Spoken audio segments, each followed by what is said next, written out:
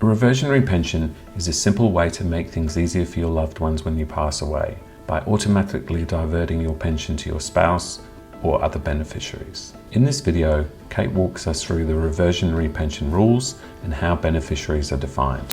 If you find this guide useful, please remember to subscribe so you don't miss out when we publish a new video. Please remember this information is general in nature and doesn't take into account your own situation. So what is a reversionary pension and how does it work? Well, if you have a superannuation income stream, you can nominate a reversionary beneficiary, and if you pass away, that person will take over ownership of the account. The income payments can then continue with very minimal interruption. There might be a short delay while the trustee of the fund is awaiting documents like a death certificate or a marriage certificate to confirm your relationship with the reversionary pensioner. But once that is received, the payments can continue as they were before. Now, you may not know, but sometimes superannuation death benefits can take a very prolonged period of time to be distributed. So this can be a significant advantage for your beneficiaries to continue receiving those payments in a relatively seamless way. The new pensioner will then have all the same powers as the original owner of the account before they passed away. So if the original product permitted it, they can change their investment options, they can change the amount and frequency of the pension payments, or they can even take the entire amount as a lump sum or take its cash value. The only thing that they can't do is put the money back into the accumulation phase of superannuation. And that's because super death benefits are subject to a rule called compulsory cashing. So that means the money has to stay in the retirement phase where it's making regular payments, or it has to be taken as a lump sum. It can't be put back into the accumulation phase. Some of the advantages of a reversionary nomination are that it doesn't expire and it doesn't need to be renewed. And it's also binding on the trustee of the super fund and very rarely challenged. So they can be a very useful estate planning tool to give you the certainty that your money is going to go where you want it to. A reversionary pension also retains the same tax components that existed prior to the original owner's death. That might be something that's important to you if there may be a remaining balance that is going to be inherited by non-dependent beneficiaries in future, such as adult children. If you've taken care to structure your affairs and manage the amount of taxable and tax-free components that exist, that treatment will continue in the reversionary pension. It also allows the opportunity for the money to be retained in the retirement phase of super, where investment earnings are tax-free. Now, to be clear on this point, any person who's eligible to be nominated as a reversionary pensioner would also have the option to start a retirement income stream with any money that they inherit from your super in the form of a death benefit. However, having a reversionary nomination means that they don't need to make that difficult decision at a time when they're distressed from a death in the family. It also prevents an incorrect or unfavourable decision being made that can't later be reversed.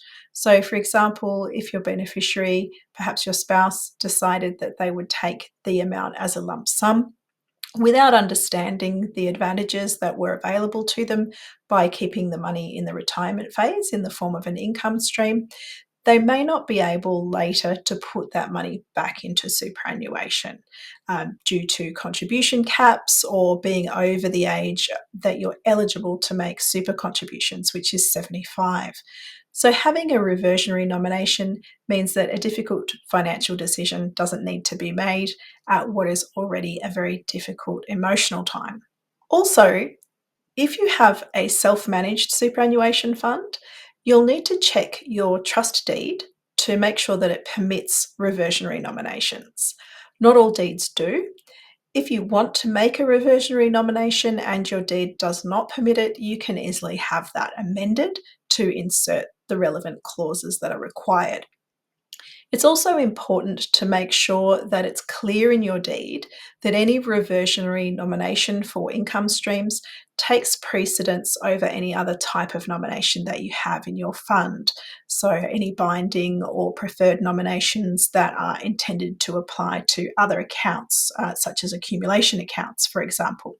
Your deed should be clear that if there is a reversionary nomination, that is the one that is to be followed, so that you can be sure that your wishes will be carried out if you do pass away. In the case of account-based pensions, the minimum payment will be recalculated on the 1st of July following the year that the death took place. So in the original year, the minimum will remain what it was. It doesn't need to be recalculated until the following 1st of July based on the reversionary pensioner's age at that time. So if the reversionary pensioner is a different age from the original owner of the account, that minimum percentage might be different, but it only needs to be recalculated on the following 1st of July. There's some time before that needs to occur.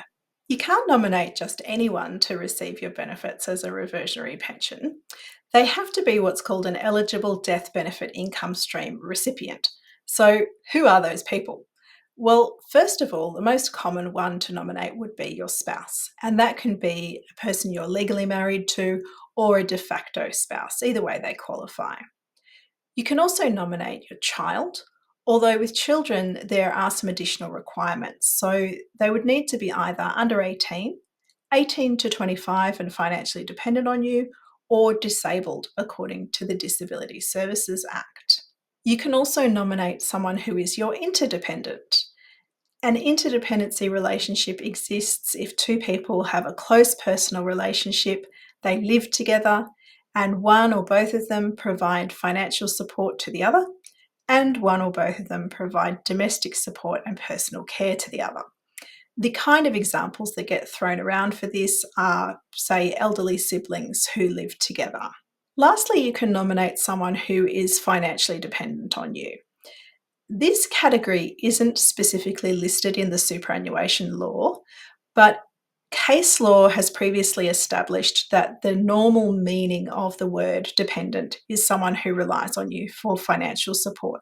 So it's assumed to be included just based on that normal meaning of the word, and you can nominate someone who is financially dependent on you to receive your death benefits in the form of an income stream as a reversionary pensioner. Now, importantly, this relationship has to exist on the day that you pass away, so the date of death.